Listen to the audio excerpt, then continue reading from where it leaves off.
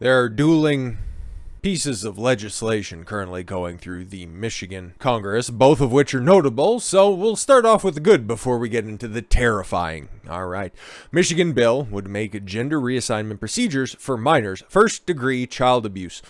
Well, how can you really argue it any differently? If you take some of the particulars out of the way, it just looks like classic child abuse, okay? You're cutting, nipping, tucking, all against the will and the consent of the kid, because as a child, you do not have the capacity to make such choices for yourself, given your age. You can't drink, you can't smoke, you can't sign up for the military, you can't vote or anything like that, but you can decide if you feel like you wake up one morning that you want to be a girl if you're born a boy, or if you're a girl, you're born or want to become a boy. You can just decide to make long-lasting, unconfirmed, unchecked, unresearched changes to your body, knowing that there's a high probability that you will either regret or even take further action at about a 40% clip later in life.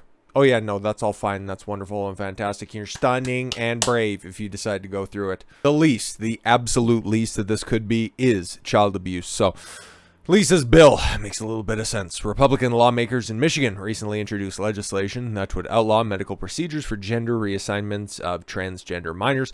That shouldn't even be a thing, okay? Again, stated on the record. We'll just go out there and put it there. Whatever you want to do after you're the age of 18, as long as I don't have to foot the bill for it. And up here in Canada, we got to foot the bill for all of it, so I guess I have a little bit of a stake in that stuff. But what you want to do outside the confines of endangering anybody else and you're a legal, lawful adult, go for it. Go for it. I don't care, man. You feel like you have one too many arms? Go for it. Just get rid of it. Don't care. But when it comes to children who can't consent to do literally anything else, but then you just think that, oh yeah, no, gender reassignment, it's totally reversible. Puberty blockers, that's fine. You can go through puberty when you're in your mid-20s. Nothing's screwed up about that at all. What are we doing here? What are we doing here? The proposal, just comes just days before the nation's first trial over the state's ban on such care begins this week. A person, including parents, guardians, and licensed medical professionals, would be guilty of first-degree child abuse in Michigan if they knowingly or intentionally consent to, obtain, or assist in the gender transitioning procedure of a child, according to a Republican-backed proposal. Good. So it's better than some abortion legislation that just charges the doctors, the nurses, and the health care providers that are out there that perform the abortion. It holds everybody who can be held accountable totally accountable. Couldn't agree more with this. It is House Bill 6454. Child abuse is in the first degree can lead up to life imprisonment, yay, for any term of the year, according to the legislation, okay, which was filed on October 11th. Republican state representatives Bo LaFarve, Ryan Berman, Steve Cara, Luke Meerman, and Steve Marino introduced the measure. All right, the idea that we would be making potentially life-altering changes to 11, 12, 13, 14, 15-year-old kids when it's illegal for them to have sex is insane. Exactly. You want to make changes to your body mostly based on, I can't really look at it in any other way other than your sexual proclivity. Why would there be laws on the books to protect you from the thing that you're ultimately trying to achieve after this horrific set of surgeries gets performed on you? Why is that unregulated, but then the underlying action don't really make a whole hell of a lot of sense? They're not responsible enough to smoke a cigarette until they're 21. No, but it's fine. They can just go out there. They could just get surgery done to themselves, bigots. The lawmaker said he's optimistic that most Republicans in the state legislature will support the measure. I would imagine so. It's a hot button topic, and justifiably so.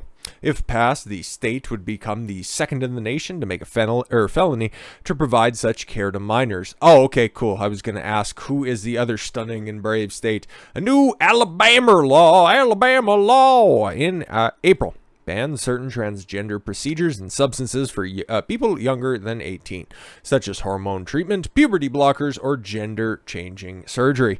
That includes sterilization.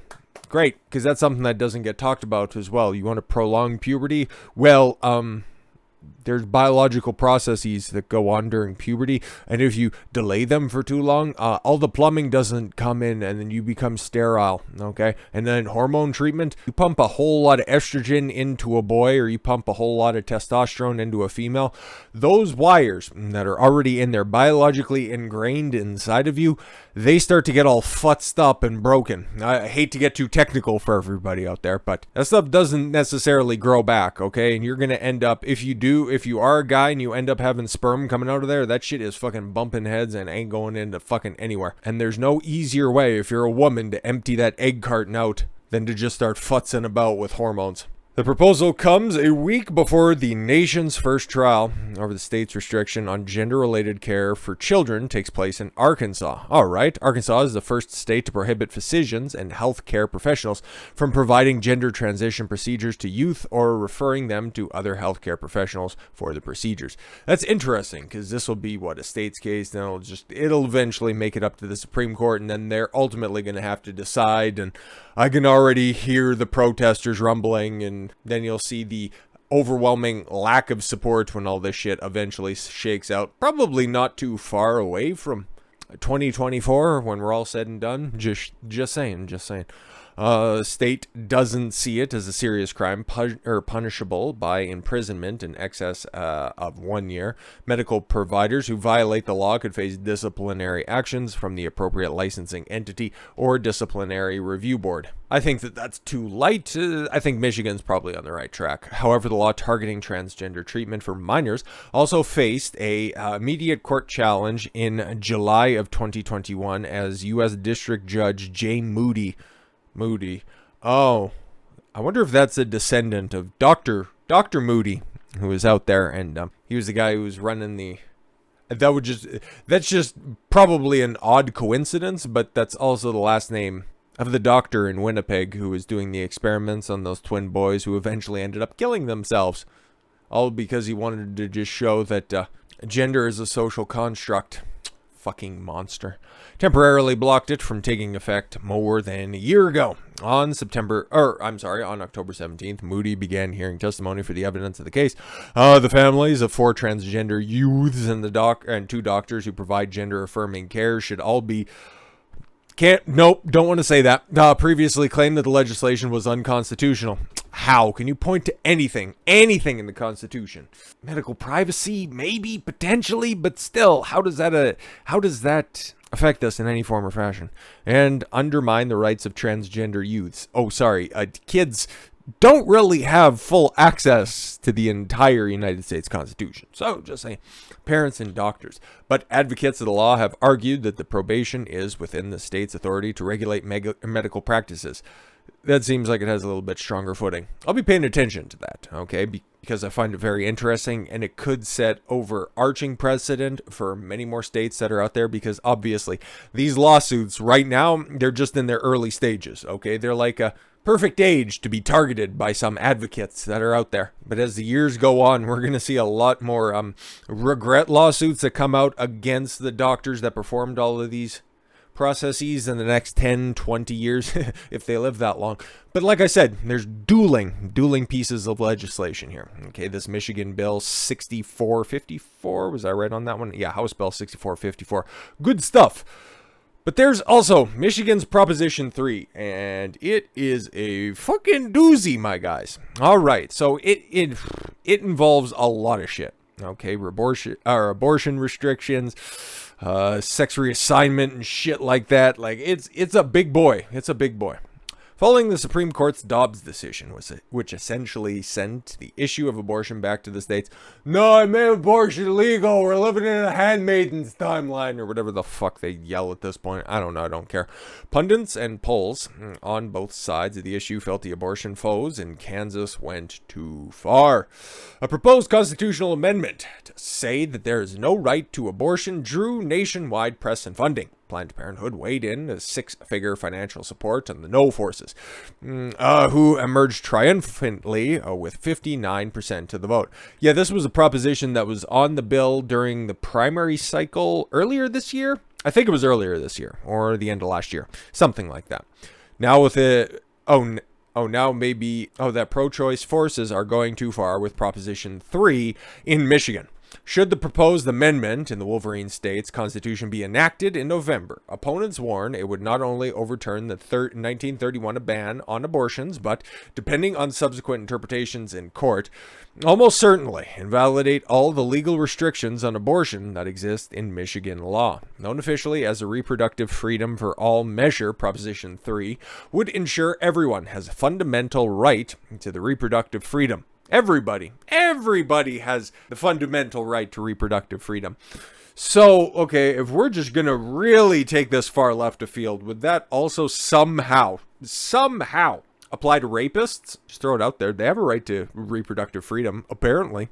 This is how fucked this shit gets, okay? If you aren't specific with your wording, there are so many things that can be interpreted here. And permits the restrictions of abortion only if it is justified by a compelling state interest. Oh, great. Achieved by the least restrictive means. Opponents say this would open the way to taxpayers' funding of abortions and would strike down the parental consent law for minors. Democrats and Republican legislators agreed on and passed in 91. Proposition 3 would permit abortions anytime, anyplace, anywhere. Former state attorney general and 2018 Republican gubernatorial nominee Bill Schuette told Newsmax it's extreme and it goes way too far. And yet the epic MRA poll commissioned by Detroit Free Press, which is an affiliate of USA Today, so take it with a bucket of salt, found that 64% of Michigan voters support the controversial proposal. Oh, but we got some upcoming videos about how there's a little bit of an underlying red wave even in the state of Michigan. So we can take this, whatever you think about it, ultimately. As a result, the very upbeat ballot label reproductive rights for all, which opponents charge masks as an agenda that will make abortion legal and available under any circumstances. Even some pro-choice Republicans are put off by the measure. Yeah, exactly. It is, as an opposing yard sign puts it, misleading and extreme. Ingham County Republican Chairman Tom Klunzinger, told Newsmax, adding that he was pro-choice before Roe v. Wade legalized abortion, and that he had admired Barry Goldwater, in part because he and his wife Peggy helped found Planned Parenthood in Arizona. You can't be aces on everything now, can you, Barry? Planned Parenthood, along with the American Civil Liberties Union, helped craft the wording of Proposition 3. Great, wonderful. They don't definitely have an agenda to push here. Both are heavily involved in fundraising to secure its passage. Supporters heatedly denied the enactment of 3 would open the door to abortion under any circumstances. Darcy McConnell, communications director for Yes on 3 Reproductive Freedom for All committee, told Newsmax, there is nothing in the proposition that speaks on the issue of state funding of abortions or parental notification, as opponents are saying. No, it's just going to be open for everybody. Therefore, if you want to kill your kid all the way up to it coming out of the birth canal, deuces. You are totally fine and do whatever the fuck you want. McConnell emphasized that 3 would replace the 1931 anti-abortion law now on the books, and opponents are all too happy to restore the 1931 law. Well, it's already on the books. You don't really need to restore it. Okay. Anyways, John Birch, former Solicitor General of Michigan and Vice President of the Alliance Defending Freedom, said the words matter.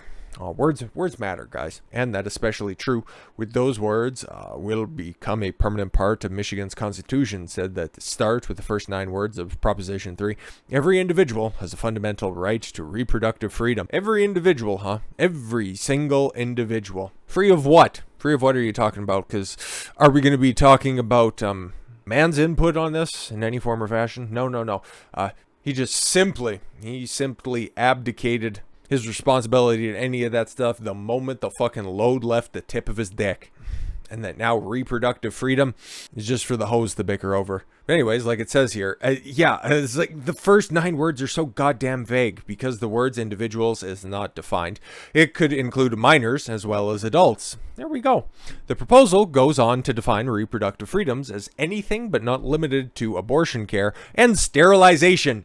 there's where the little tie-in comes in, because again, because how vaguely this is worded, it could also be interpreted that, this also justifies and takes care of transitioning, gender reassignment surgery. This is how fucking vague this shit is. No, it's not going to do any of that. It's not calling for taxpayer money. It's fine. And again, there's no definition of abortion care. Yeah, because what the fuck is abortion care? Is a wire coat hanger abortion care? Is a shop vac abortion care? Like, what are we talking about here? Although McConnell told Newsmax that we are supported by Republicans, Democrats, and independents alike. You can always say that, but can you bring receipts on it? Most of the major Democrat office holders and candidates for major office have embraced Proposition 3, and most of their Republican counterparts are on the no side. Yeah. Oh, fucking wicked witch of the West. Gretchen Whitmer, for example, has strongly endorsed 3, while Republican opponent Tudor Dixon is firmly opposed. Yeah, and more on them in a upcoming video. Not too sure when that one's going to come out. Anyways, Norm Schrinkel, oh my god, former Ingham County GOP chairman, now running for the seat in the state House of Representatives, spoke for many in the party when he told Newsmax, all the liberals are behind it, those goddamn liberals, and much of the money behind it is from out of state. All Bible folks are against it. The Catholic Church has even 4x8 signs on their churches. One would think it's the ballot prop from the devil himself. My man, he added that polls don't have the details. If one thinks that it does is reverse Roe v. Wade, it passes. It does a lot more than that. And it also opens up and really calls into question what is individual, what is abortion care, but fuck it, we'll figure it out after we pass it. Whether Proposition 3 passes or fails next month will ultimately and almost certainly depend on how voters interpret it and what they think it will do. Yep, exactly. There will be multiple things on the ballot in Michigan during the midterms. November 8th or some shit like that when that ultimately goes down. I can't wait. Because, oh boy, there's a red wave a-coming. And there's not much anybody can legally do about it. But we'll see how it ultimately shakes out. So with all that said, thank you all very much for the gift of your time. I've been Don Consuelo. I want you to follow your gut and get after it. Take care, everyone.